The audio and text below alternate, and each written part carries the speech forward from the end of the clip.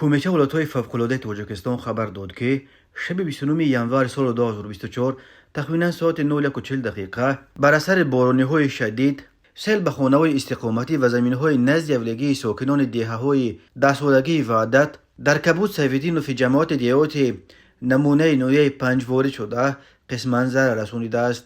از جمله در دهه 10 سالگی وحدت 3 خانه استقامتی و 3 زمین نزد اولگی ساکنان را از لایقه پر کرده است.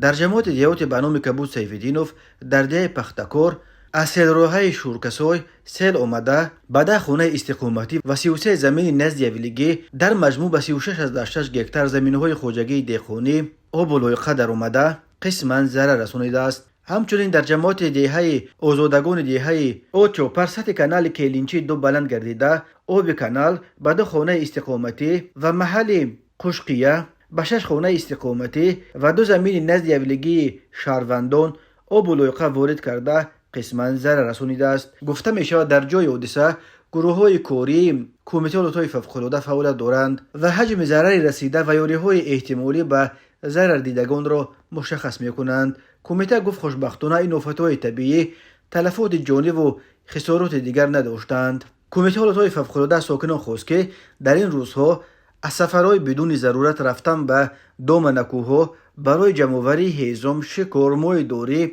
در اسایل رود و کانال‌ها و چارواچرانی در دشت‌ها خودداری کنند.